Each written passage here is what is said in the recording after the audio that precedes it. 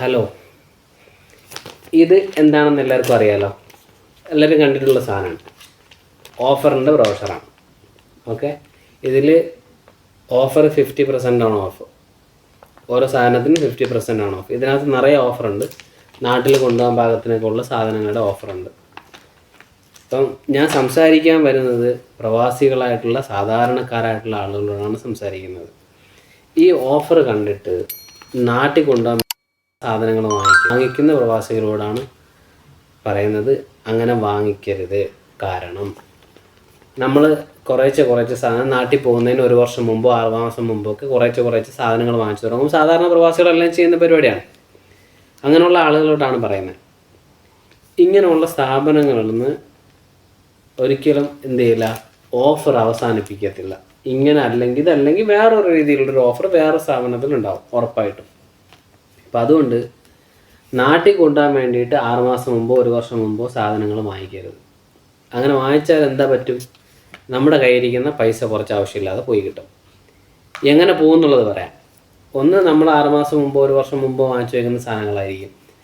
അത് കീസിൽ കെട്ടി കട്ടിലിൻ്റെ അടിയിൽ വെക്കുക. അതാണ് സാധാരണ പ്രവാസികൾ ചെയ്യുന്നത്. അങ്ങനെ ചെയ്യുമ്പോൾ ഒന്ന്, എക്സ്പയർ ആയി പോകാനുള്ള സാധ്യതയുണ്ട്. രണ്ടാമത്, ചീത്തയായി പോകാനുള്ള സാധ്യതയുണ്ട്. അങ്ങനെ പോയി കഴിഞ്ഞാൽ പൈസ നഷ്ടം വരും. രണ്ടാമത്, കുറേശ്ശെ സാധനങ്ങൾ നമ്മൾ വാങ്ങിച്ചു വെക്കുമ്പോൾ എന്താ പറഞ്ഞാൽ വെയിറ്റ് കൂടുതലാവും. പിന്നെ ആ വെയിറ്റ് കൂടിയ സാധനം നമ്മൾ നാട്ടിലെത്തിക്കാൻ വേണ്ടിയിട്ട് എന്ത് ചെയ്യണം, കാറ് പോയി പൈസ കൊടുക്കണം. അപ്പോഴും നമ്മുടെ കയ്യിലിരിക്കുന്ന പൈസ ആയിരിക്കും പോവുക. അപ്പം അതുകൊണ്ട് നാട്ടിൽ പോവാൻ 1 മാസം ബാക്കിയുള്ളപ്പോഴേ എന്ത് ചെയ്യാവും, നാട്ടിൽ കൊണ്ടുപോകാൻ വേണ്ടിയുള്ള സാധനങ്ങൾ പ്രിപ്പയർ ചെയ്യാൻ തുടങ്ങാവും. കാര്യം ഈ ഓഫർ എന്നും ഉണ്ടാവും. ഈ ഓഫറുകൾ ഇതല്ലെങ്കിൽ വേറെ രീതിയിൽ എപ്പോഴും ഉണ്ടാവും.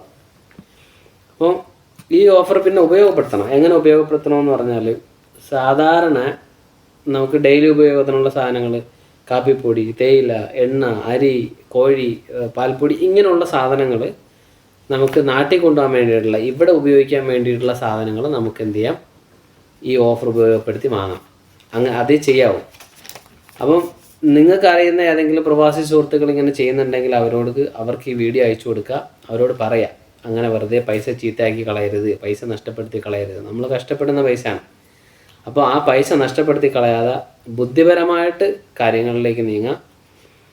അപ്പോൾ ഈ വീഡിയോ ഇതുവരെ കണ്ടിട്ടുണ്ടെങ്കിൽ വീഡിയോ ലൈക്ക് ചെയ്ത് ഷെയർ ചെയ്ത് സപ്പോർട്ട് ചെയ്യുക, സബ്സ്ക്രൈബ് ചെയ്ത് കൂടെ നിൽക്കുക.